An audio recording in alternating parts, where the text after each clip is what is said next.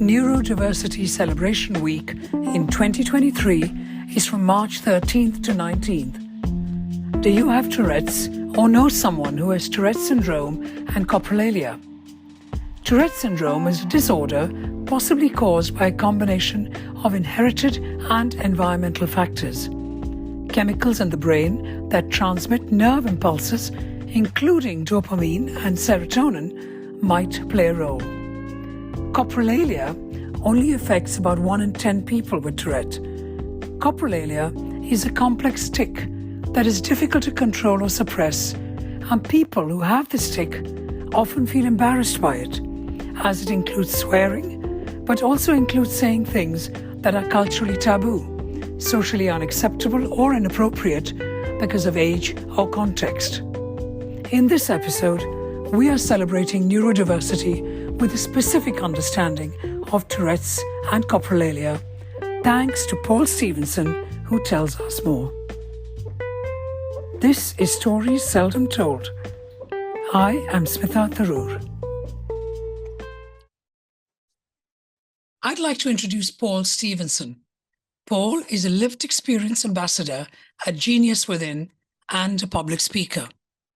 Genius Within is a social enterprise established in the UK to help neurominorities unlock their talents, whilst acknowledging and celebrating that this diversity forms part of the rich tapestry of human experience.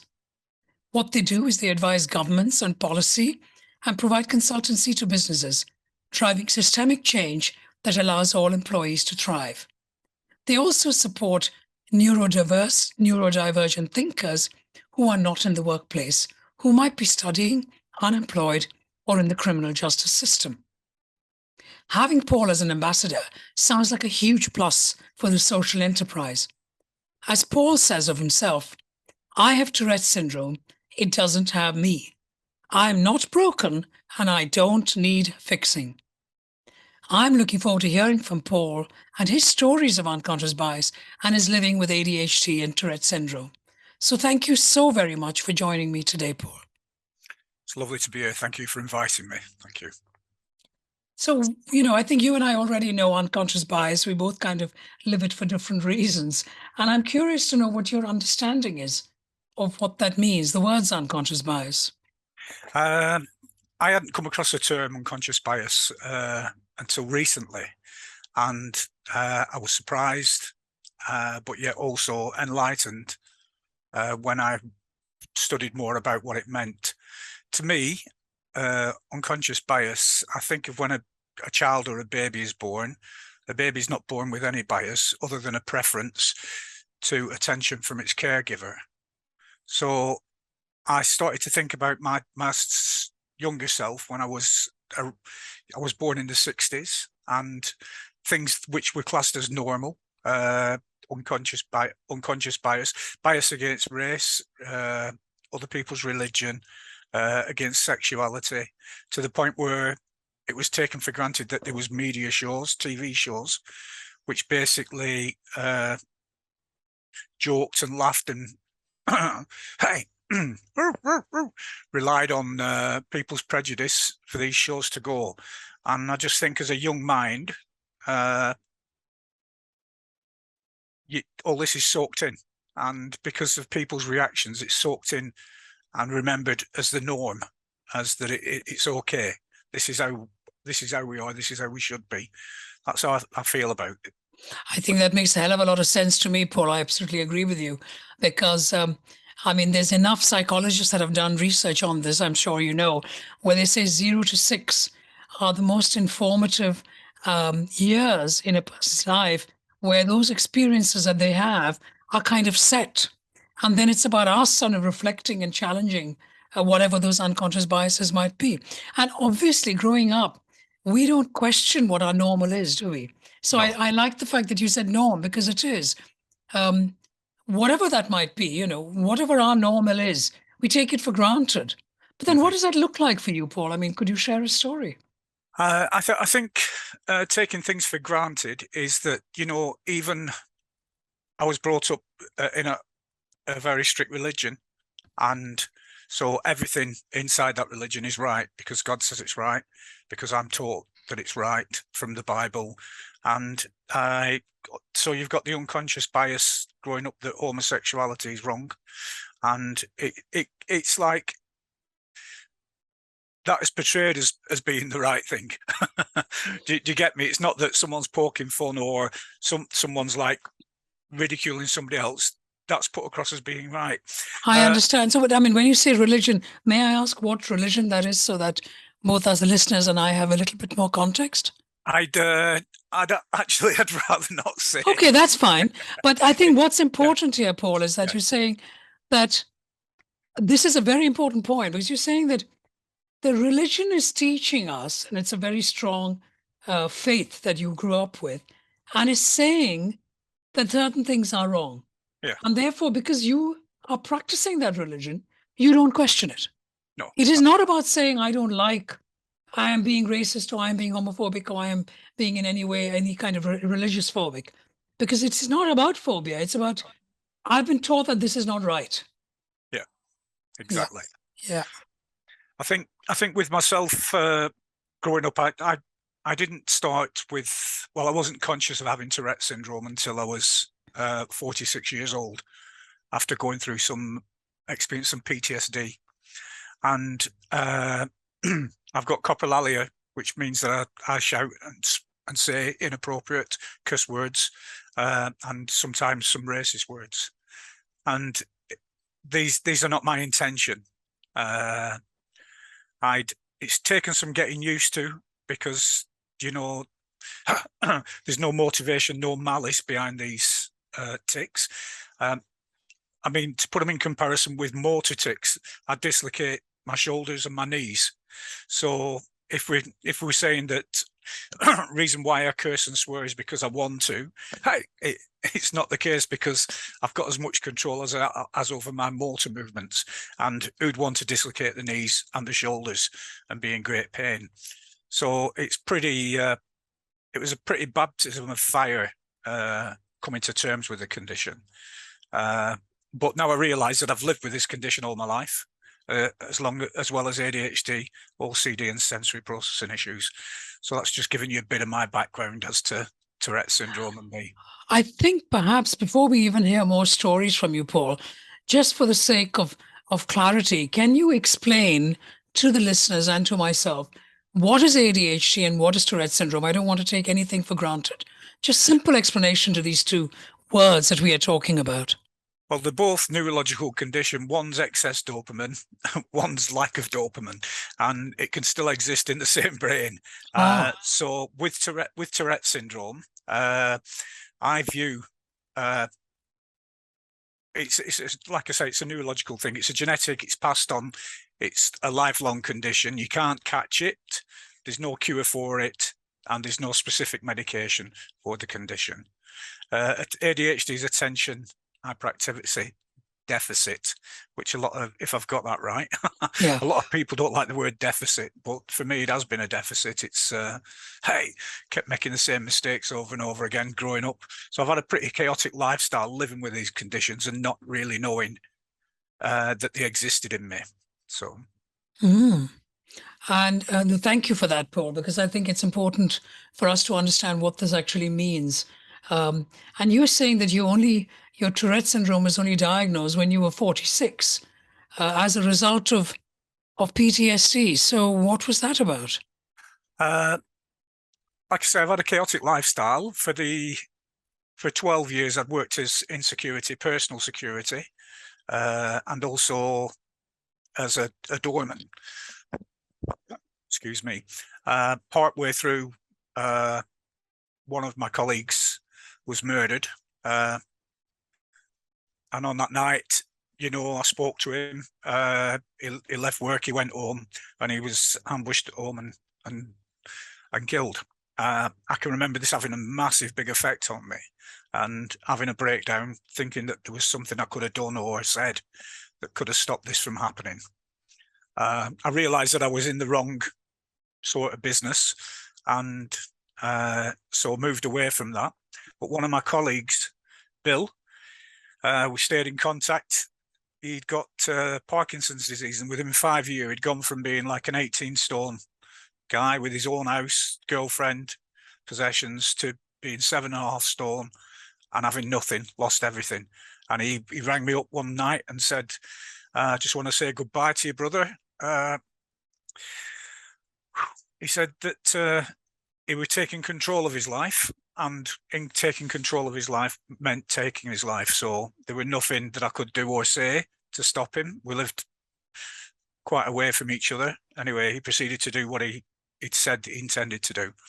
And the same sort of thing there is that, you know, there should have been something I could have done, something I could have said that could have saved this.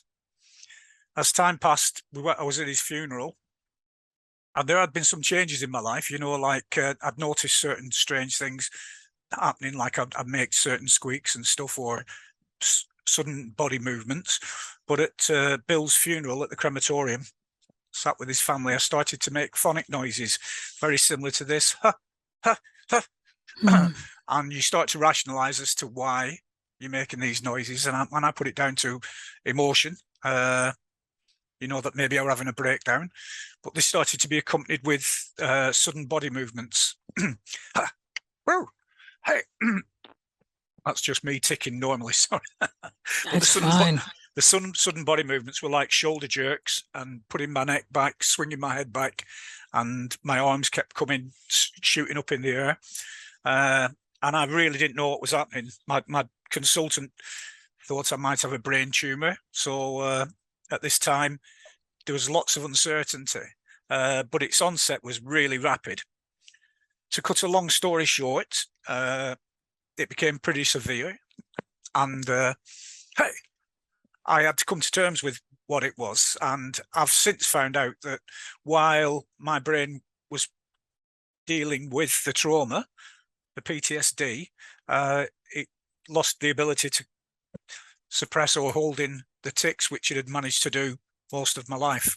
I look back now, and I remember having small tics where I would clear my throat and itch the end of my nose and blink my eyes. But back in the 60s and 70s, you put this down to mannerisms, of course, and quirks and characteristics. So that's shortened version of how I came to be where I am today. Thank you so much for that, Paul. I really appreciate it, because that must have been very traumatic, and to actually share the story again would have been very difficult. So I really appreciate that you shared that with us. So thank you for that. But you know, just to continue in terms of stories of unconscious bias, I wonder, you know, you talked about the fact that because of you know, your normal, because you didn't question it, and your religious indoctrination about what you saw as correct, you unconsciously had certain biases that you were not aware of. Perhaps you could share another story in that context. Well, the vocal tics are inappropriate. Mine, coprolalia, the word is. And like I said, they said with no malice or any intent. But unfortunately, some of these are racist comments. And I've had an occasion where I've shouted a racist comment out at someone, a person of colour that I have seen, and then right away I've said, I am really sorry. I carry identification with me, and I said, I've got Tourette Syndrome, and this is not how I feel. And I've been brought to question as to, you must be thinking this. This is how you must feel. And I think an illustration was used by someone who said, it's like when someone's drunk, they speak what's on their mind. But this happens to me a lot. And when I go out, I do a process of elimination as to where I'm going, who I may meet, and I prepare myself for these eventualities.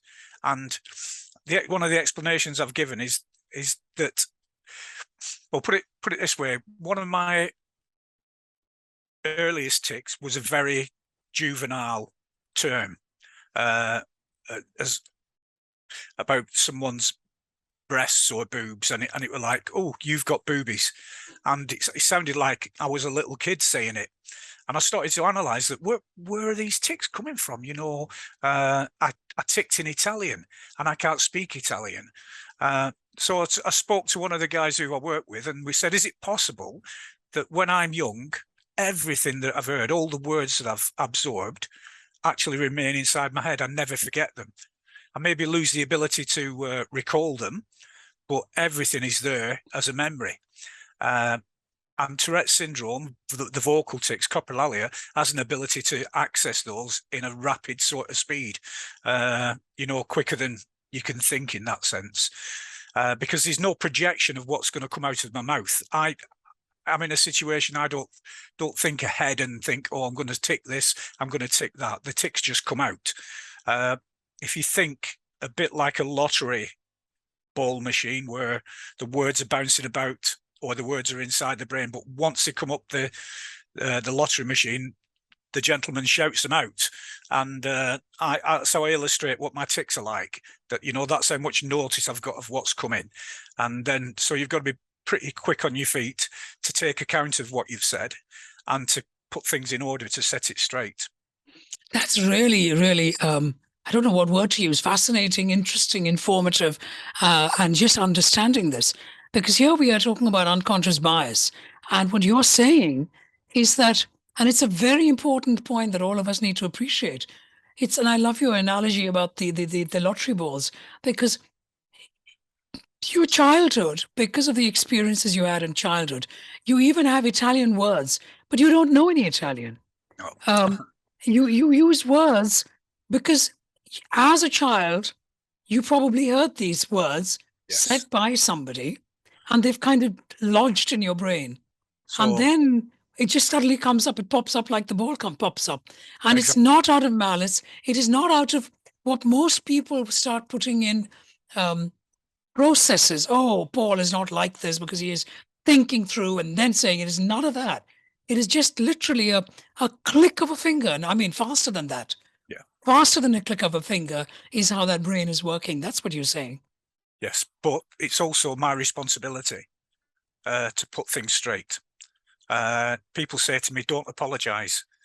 And I said, well, I wish to apologize. I'm not apologizing for my neurological condition, but I'm apologizing if anything I've said has had an effect on you or gives the impression that, I've got any malice towards you. I'll give an illustration. I was sat next to my father, and he's 86 years old, and I did a motor tic, and my leg kicked out, and I kicked him in the shin. And I said, Dad, I'm so sorry. I'm so sorry. He went, it's all right, son. It's just a tic. But I went, I physically caused you some pain. And I want to apologize for physically causing you that pain, even though I didn't intend to do that. So, that's an illustration of how I view my vocal tics as well, is that they can cause offense to people. They've got a lot of meaning, and just it's to get things in context as to that I don't intend to upset, I don't intend to offend. So I feel it's my responsibility, and it makes me happy to correct things and apologize. No, I mean, and I appreciate that because it's about also people misunderstanding, isn't it? So you're trying to reduce the level of misunderstanding, whether it's to your own dad or whether it's a stranger on the street. It is about actually saying, listen, it was not intentional. And I think that's important. But you talked about Italian, Paul. I mean, what's that about? What's that story? Why do you speak Italian, but you can't speak Italian? So recently I went to collaborate in Italy with Tourette Italia. I was invited out, and I went out. First time I've ever flown since my Tourette's diagnosis, and you can imagine the anxiety and the stress that were going through my mind.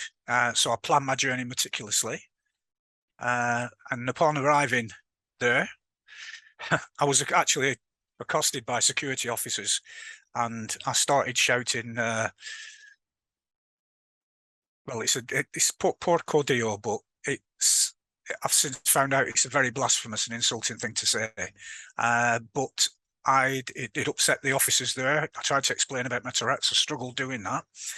But when I started to analyse, where's this word come from?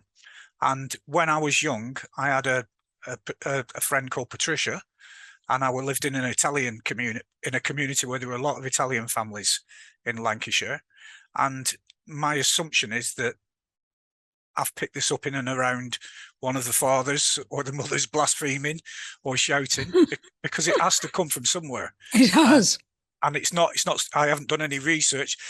I haven't like got a book out and said, right, Google or Exactly. Google Italian swear words. Let's see what's the worst. But it's the worst blasphemous thing you can say. And I'm laughing now, but I'm it's just the irony of like. But it is ironic, exactly, because but that just shows the power of the brain, Paul, don't you think? Yeah. Because the fact that you speak no Italian, but because you did grow up, again, we're going back to the growing up years, Yeah. and the importance of that. You did grow up in a quite a lot of an Italian community, for want of a better word. You heard people, and you were just absorbing. Yeah. You were just, we're like sponges, aren't we, when we're little? And I suppose also what you're absorbing is not only the word. I didn't know the context, but I probably absorbed the sense in how it was said, the emotion, the anger, you know, which obviously gave it that little, as a little pigeonhole for it to pop in. It's gone into a different one than just a strange word that I've just heard, or a different word. It was said with intent. So yes, I see that. Why it's been selected. I mean, this is my, it's such a complex condition, you know, it's not rocket science. It's far more complex than that. And I always try and break things down to give myself a better understanding. I mean, this condition's not going to go away.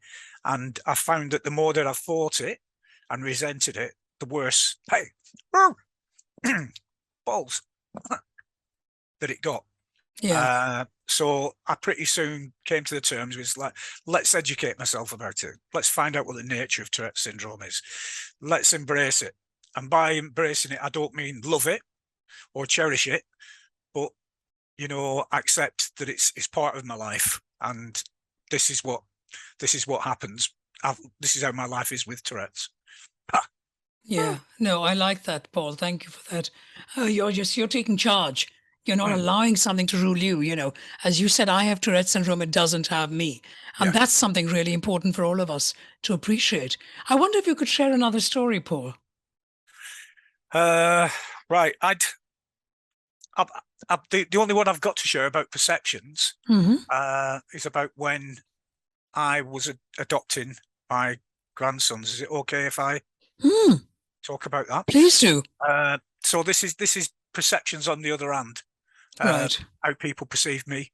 I adopted my grandsons. There was some unfortunate occurrences that went on that meant that they were possibly going into care. So I didn't want this to happen to my grandchildren. So I proceeded to take custody and do it legally. But unfortunately, this was right at the time when my Tourette's was just starting. And as what happens, there's assessments given to future grandparents taking charge, you know, adopted parents. And I understand this assessment process.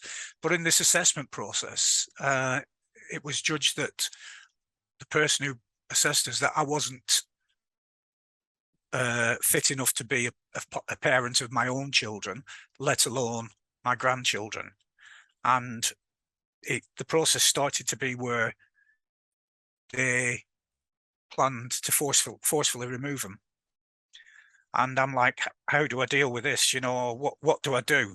And right, I got angry. And then I realized that really it's not right to get angry. They're judging off their viewpoint from where they stand. It's their job. They have to go through this thing.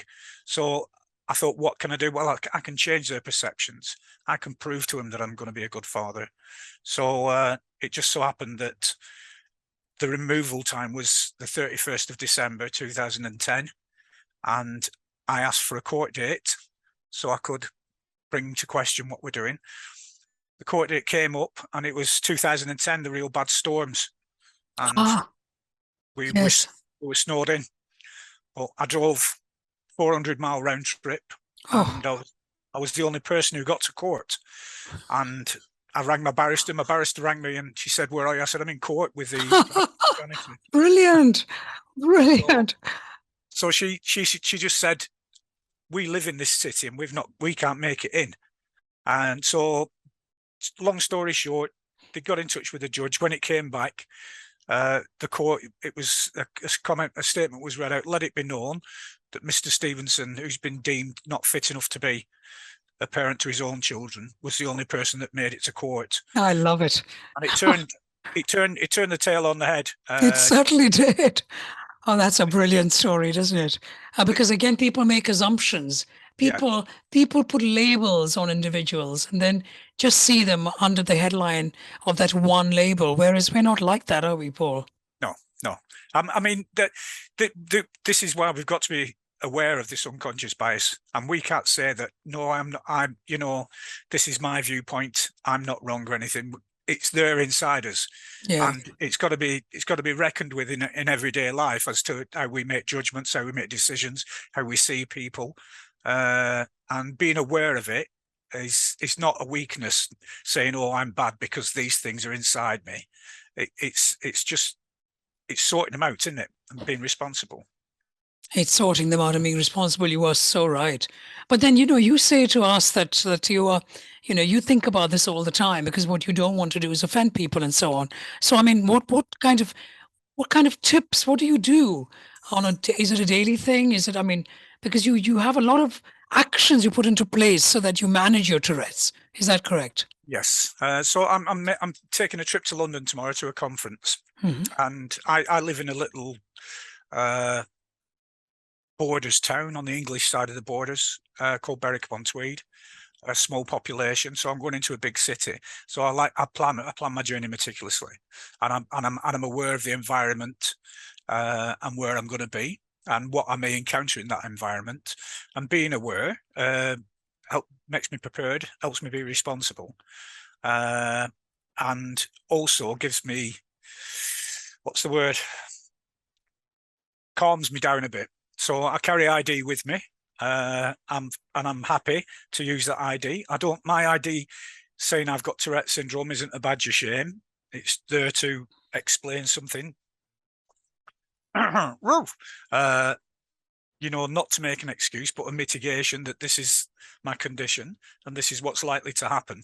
Is realize that this is not a rare condition. I was told upon diagnosis that this is a very rare condition, that this is the worst case of Tourette syndrome that I've ever seen. And it might have been to that gentleman, but it isn't the worst case of Tourette syndrome.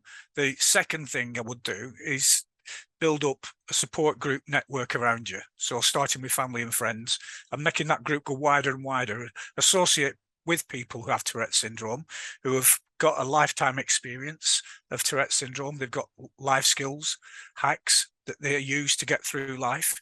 And this is what happens. You build up these little tactics, how to deal with things. And then the third thing I would say is to educate yourself thoroughly about the nature of Tourette syndrome, how it manifests itself. And that's when I started to think that I'm not broken. I don't need fixing. I'm just wired slightly differently. But what's wrong with that? I suppose, and I would add a fourth thing, which is you embrace it because that's what you have done. Yes, definitely embrace it. Yeah. And I mean, I've got friends who are, I mean, I have struggled. I struggle walking myself, and I've got to wear leg braces, and it's not a pleasure. I've got friends in wheelchairs, and it's like, how do you expect me to embrace this when I'm in a wheelchair? I don't mean it as like be in love with it or celebrate it. It's that we all know our challenges in life with our conditions or with our disability, but with this, I've got a phrase that. And I know it'd slip my mind as soon as that's the it's just It'll come to you at 1 a.m. Yeah, not being held back. Yeah. By what our challenges are. Basically, cherish the things that drive us forward, the things, our strengths, that really work. Concentrate on them and move forward, because we have got a spiky profile, and we don't need reminding of the negative side of things, but we need to celebrate, the things that we are high on that profile, the things that we're good at. And I think one thing with me is I get involved in, I'm very creative, and I didn't know anything about being creative inside my head until someone said to me, did you know that it was a positive assessment I had with Genius Within? And Nancy said to me, did you know that you're a visual thinker? I'm like, no. She said, oh, you're scoring really high as a very creative person. I'm like, well, funnily enough, when I was younger, I used to paint. But I use that positive in my life. I use it to, I do photography. I love editing, creating things, coming up with new ideas, visual metaphors. And when these things are happening, my tics lessen. I get respite from my tics. So that enthusiasm gets, so same with public speaking. Yeah. You know, the fact that you don't, the gesture doesn't have to be that big. All you have to do is sometimes just listen to somebody or signpost or network, and, you know, just being kind and realizing that, you know, you don't know what someone's just brought to the table. They might be really angry and you're trying to comfort them, but you don't know what situation they've been in. So it's being open and being aware and having empathy for others. Brilliant. That's just fantastic, Paul. I think all the listeners all over the world, those who do have Tourette's, those who know people who have Tourette's, will learn so much from the stories that you've shared. Paul Stevenson, thank you so very much for sharing your stories of unconscious bias with me today.